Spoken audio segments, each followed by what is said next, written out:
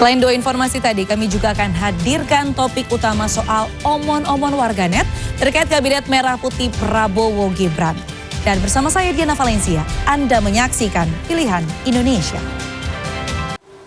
Lingkaran Survei Indonesia LSI DNIJA melakukan survei terkait popularitas Presiden Prabowo Subianto saat ini. Hasilnya LSI DNIJA memotret bahwa Prabowo sedang berada di puncak popularitas. Sementara lembaga survei Litbang Kompas mencatat citra positif Prabowo juga tergolong tinggi. Menteri Hak Asasi Manusia Natalius Pigai meminta anggaran kementeriannya dinaikkan menjadi di atas 20 triliun rupiah. Ia menilai anggaran Kementerian HAM yang saat ini hanya sekitar 64 miliar rupiah dianggap tidak cukup untuk mewujudkan visi Presiden Prabowo Subianto di bidang HAM. Presiden Prabowo Subianto resmi melantik kepala badan, utusan khusus hingga staf khusus di Istana Merdeka pada Selasa pagi. Sejumlah nama pesohor ikut menghiasi mulai dari Raffi Ahmad hingga Yovie Widianto. Mulai dari Mayor Teddy hingga Raffi Ahmad masuk ke Kabinet Merah Putih bentukan Prabowo Subianto dan Gibran Rakabuming Raka. Omon-omon dunia maya pun beragam.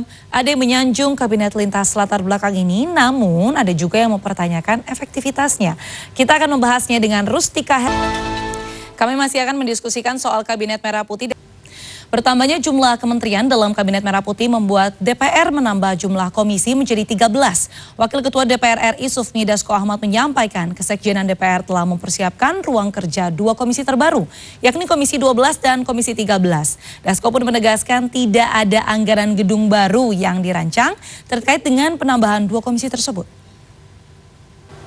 Menteri Koordinator Bidang Infrastruktur dan Pembangunan Kewilayahan Agus Harimurti Yudhoyono menyebut menjadi Menko dengan 5 kementerian teknis menjadi amanah besar. Demikian Pilihan Indonesia malam hari ini. Pastikan Anda mendapat update informasi terkini seputar politik dan Pilkada Serentak 2024 hanya di CNN Indonesia. Jangan lewatkan wawancara CNN Indonesia spesial dengan calon Wakil Gubernur DKI Jakarta Rano Karno. Sesaat lagi, saya Diana Valencia. Selamat malam, sampai jumpa. Halo, selamat malam. Kisruh tudingan penyelewengan donasi 1,4 miliar rupiah kepada korban penyiraman air keras yang viral di media sosial berujung laporan polisi. Saya Diana Valencia, inilah Redaksi Malam selengkapnya.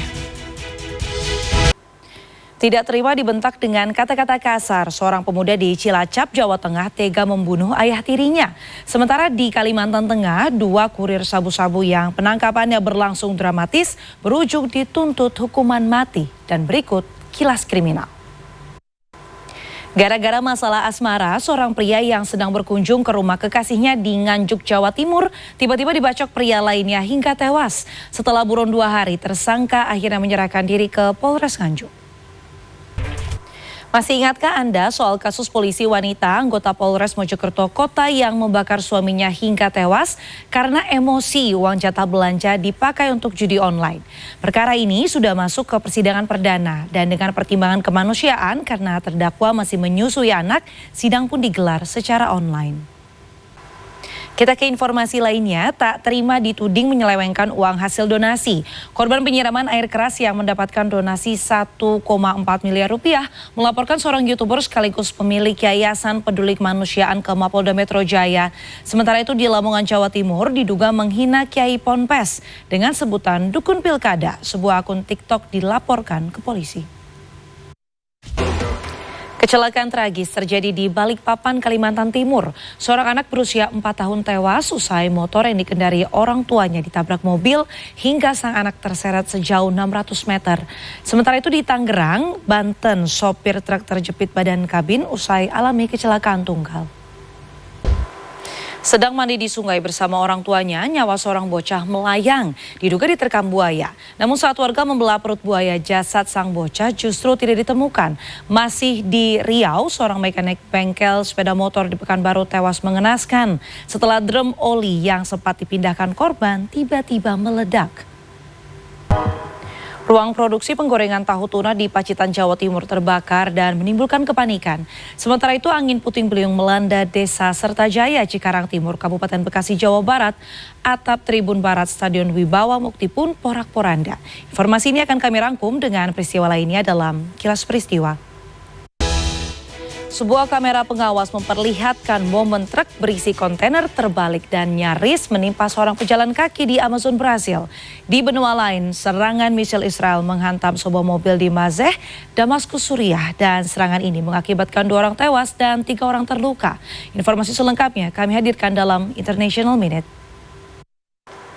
Sebuah helikopter menabrak menara radio di Texas, Amerika Serikat dan mengakibatkan 4 korban jiwa termasuk seorang anak.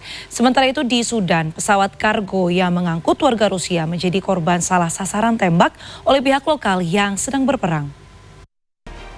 Dan informasi tadi sekaligus menutup redaksi malam kali ini. Saya Diana Valencia, pamit undur diri. Terima kasih atas kebersamaan Anda. Sampai jumpa.